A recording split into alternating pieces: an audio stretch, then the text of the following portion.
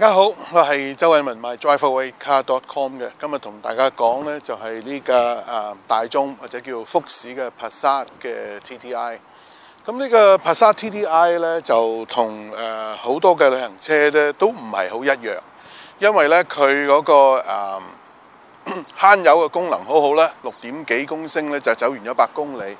咁計上嚟嘅時候呢，因為佢有 Auto Stop Start 同埋 Fuel Efficiency 即係話可以將嗰啲剎車嘅能源再儲翻起上嚟嘅時候呢，呢個車呢，佢隨時呢可以走到1100公里嘅。咁呢一缸嘅柴油可以走到1100公里呢，係十分唔錯嘅。咁呢個係一樣嘢啦。另外就係佢個自動波箱唔錯啦 ，DSG 啦。咁就你反應會係好啲啦，好順暢啦。不過呢個唔係賽車啦，咁就所以唔好希望有太大嘅反應啦。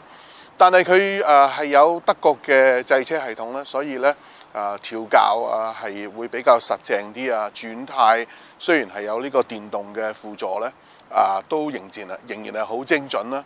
咁俾你感覺到個車究竟想去邊啦。咁另至咧就喺安全嗰方面咧，我自己覺得就佢有提示啦，就即係話如果有嘢撞嘅時候咧，會警告你啦。另外有一樣嘢比較實際啲嘅咧，就係佢喺後尾後座嘅時候咧，兩邊後座咧佢都有側嘅氣袋。咁好多車嚟講咧就唔會有呢樣嘢，因為佢哋就話有呢個窗簾式嘅安全氣袋就算啦，但係咧福士咧就將兩個車嘅外邊咧都有一個側邊嘅氣袋。咁當然啦，亦都有其他車有。咁但係即係個問題就係話福士都比較注重呢樣嘢啦。另至有一樣嘢就最方便嘅咧就係有電動尾門啦。咁你又講話嘿，咁細個車有電動尾門有咩特別啦？咁都唔係嘅。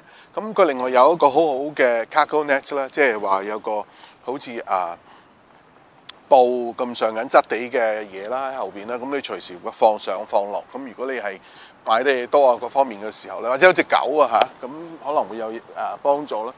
整體嚟講，呢個車係唔錯嘅。咁裏邊嘅裝潢好大方啦，有少少木紋啦，有一個時鐘啦，指針嘅時鐘啦，電子手掣啦，DSG 啦，校各方面前後左右都。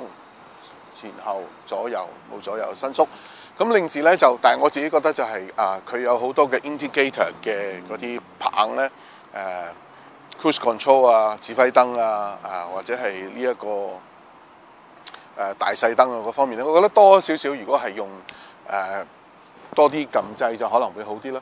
咁整體嚟講，呢個車就非常之滿意。咁真皮座椅啦，咁加埋咧就有後視倒後鏡嗰方面咧，5萬蚊鬆啲到啦。咁你話你會唔喜歡呢種車咧？咁各花入各眼啦。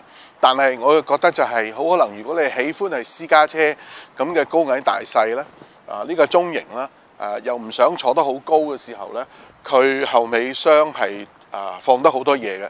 咁睇大家喜歡啦。咁個人嚟講咧，呢個車係滿足到好大嘅需要，唔太大亦都唔太細。